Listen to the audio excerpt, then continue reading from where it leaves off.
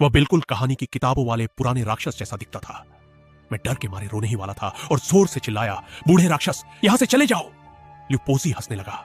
उसने अपना आधा शरीर दीवार के बाहर से अंदर झुकाया और बोला, मुझे पता है तुम्हारे दादा घर पर नहीं है, जल्दी से मांस निकालो।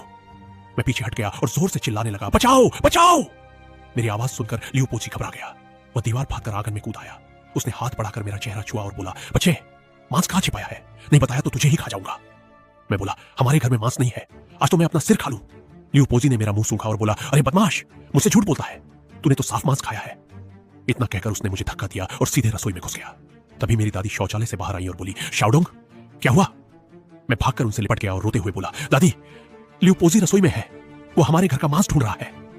दादी का चेहरा डर से कांप गया। उन्होंने मुझे डांटते हुए कहा, उसे अंदर कैसे आने दिया? तभी ल्यूपोजी बंदर की तरह उछलकर रसोई से बाहर आया और गुस्से में बोला, बड़ी बहन, मांस कहां छिपाया है? मुझे तो दिख नहीं रहा, इस बच्चे के मुंह से भी खुशबू आ रही है। दादी कांपती आवाज में बोली, घर में सच में मांस नहीं है, सब खत्म हो गया। लेकिन उसे भरोसा नहीं हुआ। उसने मेरी चाची के कमरे की तरफ देखा और बोला, कहीं उस औरत के कमरे में तो नहीं छिपाया?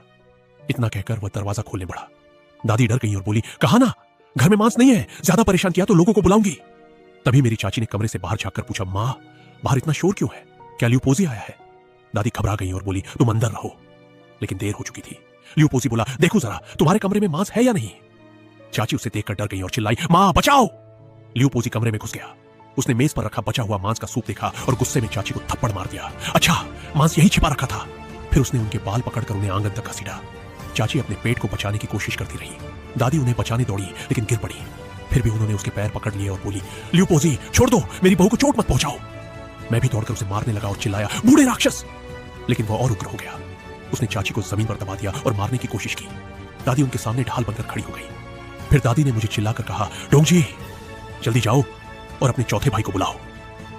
मैं आंसू पोंछकर पड़ोसी के घर भागने लगा, लेकिन ल्यूपोजी ने मुझे पकड़ लिया, जमीन पर धक्का दिया और गुस्से से बोला, छोटे बदमाश, भागने की कोशिश की तो तेरी टांग